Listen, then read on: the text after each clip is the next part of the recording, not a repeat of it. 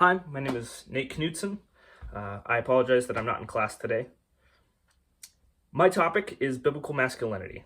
The reason I chose this topic was because in our society today, often we have made man into something that is comedic. Masculinity is no longer good attributes of a good male, but rather more thought of in a sitcom fashion.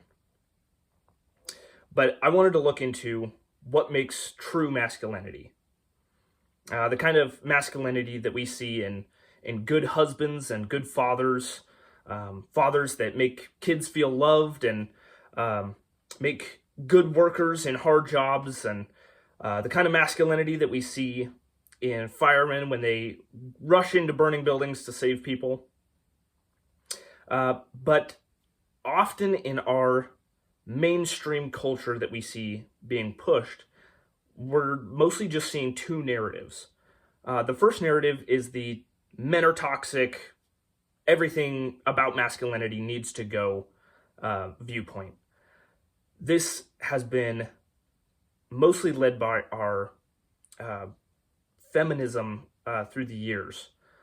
Masculinity has kind of been villainized. And because of this, men have felt the need to destroy any trace of masculinity. We are told to embrace our feminine side. Because of this, there's been this whole shift into this far other category, which is now being known as the red pill movement. This red pill movement is not any closer to masculinity than the toxic masculinity side is. Mainstream people like Andrew Tate will tell us that if you want to be a man, if you want to be the man, well, you gotta have a mansion, and you gotta drive the Maserati, and you have to create wealth, and you need to no matter who you step on, you better succeed, and you better be the man. This type of masculinity, though, is all focused on self, what I can gain in my manhood. This is not the kind of masculinity that is serving others. This isn't the kind of masculinity that makes good fathers or husbands or good people in general. So I went back to in Genesis, when God first creates man. First thing in Genesis, we see God making man in his image. And then God takes Adam and he puts him in the garden and tells him, the reason I have you here is because I want you to dress it and keep it. And then tells him the rules of the garden. These trees you can eat, these trees you can't. But these words, dressing it and keeping it, they've kind of lost their meaning over time.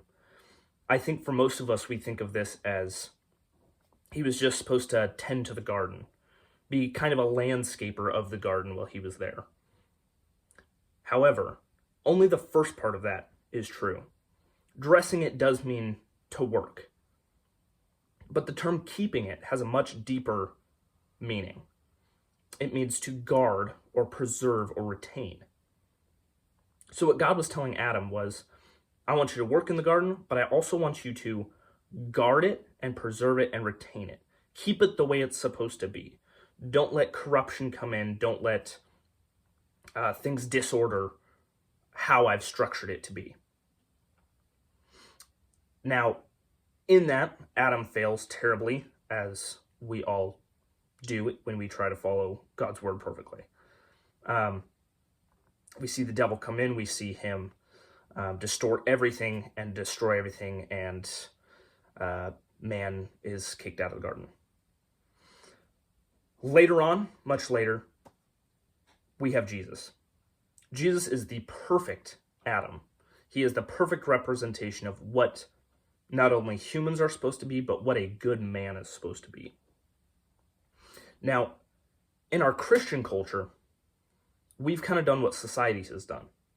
We have the one side of Christ is all love and only love, and we must be kind, and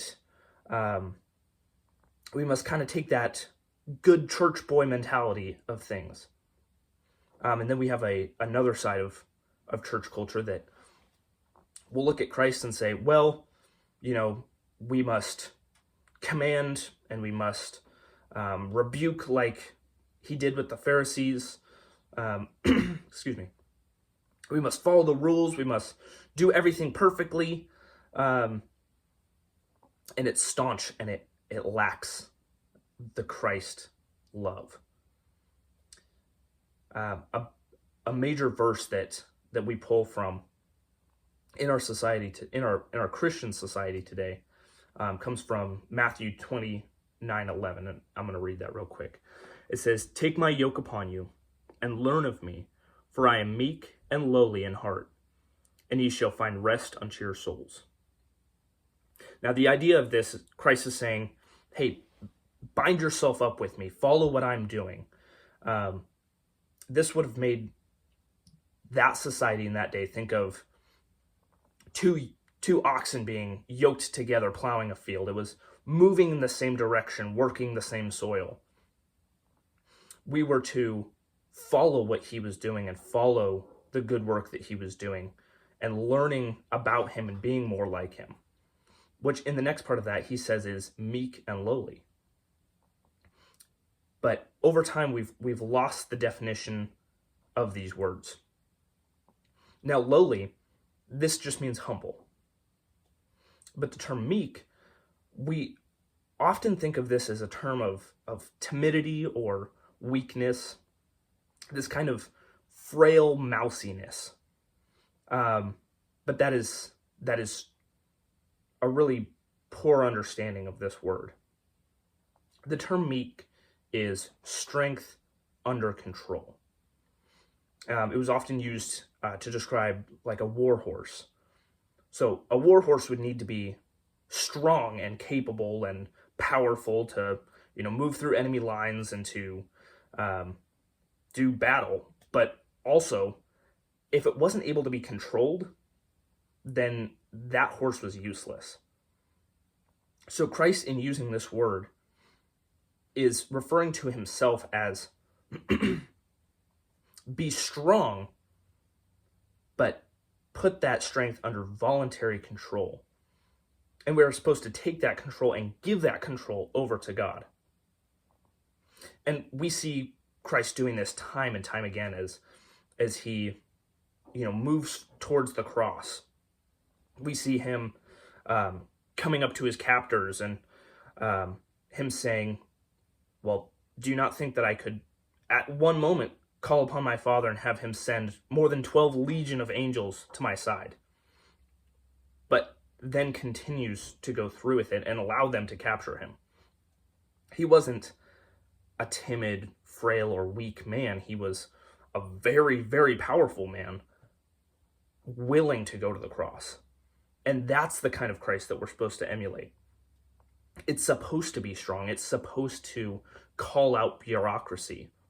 It's supposed to bear the image of God, being good representations of his character. We are supposed to work. We are supposed to provide, and we are supposed to be good stewards of what God has given us. We are supposed to guard and protect and preserve the things that the Lord has entrusted to us.